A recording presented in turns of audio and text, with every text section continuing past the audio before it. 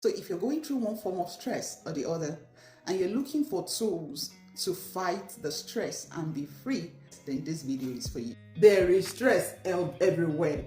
Now, when we're talking about mental health, we're actually talking about your emotional, your psychological, and your social well-being, which all together affect how you think, how you act, how you talk. Whatever you say is the product of your thinking. The first thing is you need to identify what is affecting you, what is giving you stress in your life right now. Almost everyone, day in, day out, even children, they experience stress.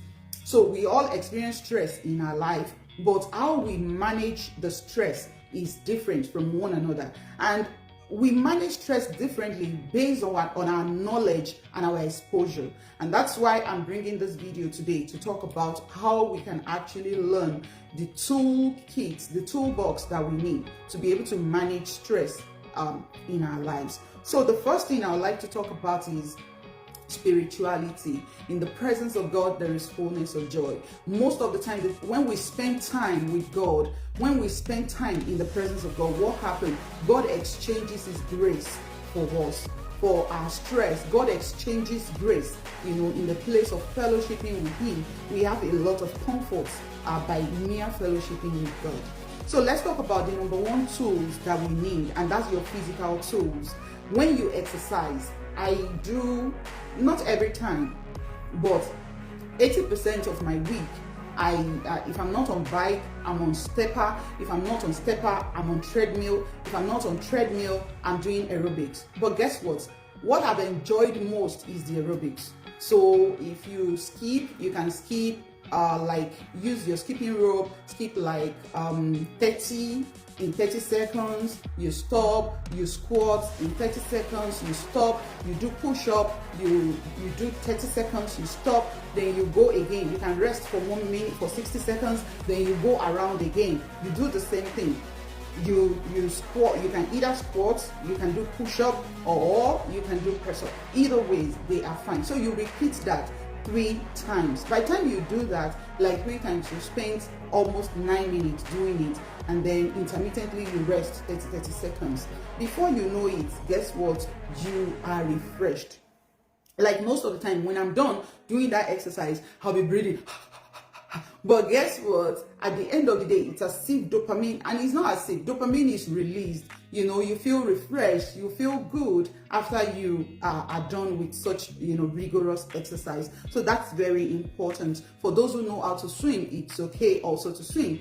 For those who can do brisk walking is also very good. Now let's look at the next tool that I'm going to talk about, which is your mental health, practice of mental. And the first thing, because we are spiritual beings and we have the soul and the body. In our soul, most things happen right there because it's the place of our consciousness and subconscious. And in that place, we have our will space, we have our logic there, we have where we actually take decision. And the unconscious space is where we don't regularly think about what we are thinking about, but then what we are thinking about in our conscious space is being carried out in our unconscious space. That's why you say some things that you don't mean when you're having, issues with someone. And that's why it's very essential to constantly think about what you are thinking about. That is very, very important. And so the first thing that will help you to constantly think about what you're thinking about is actually mindfulness. Mindfulness practice is a process of being aware of what you are thinking about without judging yourself. So say, for example, I'm thinking about something, I'll just let it flow, and then gradually bring my mind back to what I want through breathing. So when somebody is doing something to me and I don't like it, and I talked about it, and I still feel, after you talked about something you don't like, you know how you still feel in your body. What you do, you breathe. As you're breathing, you are releasing and relieving yourself of the stress. That's how it works. And then let's look at the next tool, which is your emotion. Your next tool is your emotion. Handling your emotion, managing your emotion is a powerful tool. And one of the ways by which you can actually man your emotions is something I call self-differentiation. ability to detach yourself from whatever the other person is going through without letting it affect you. Do you know some people, when they are going through anything, it will look as if every other person on earth should go through that thing with them. I was there at the beginning of my marriage, when I'm not happy about something, I don't expect my partner to be happy as well, which is wrong. Why will the other person not be happy simply because you were not happy about something?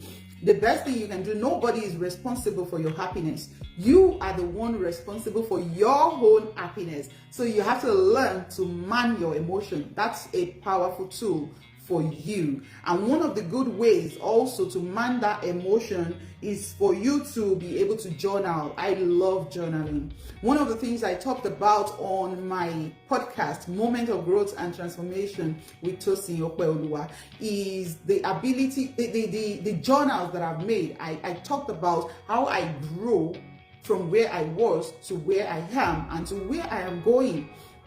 So those things, the ability to journal will show you what you are thinking about, it will show you how you are feeling, and it will show you the possible solution, because when you're journaling, you're having a conversation with yourself. Another good journal that I do is journaling of journal of gratitude. I have a lot of journal right there on my table.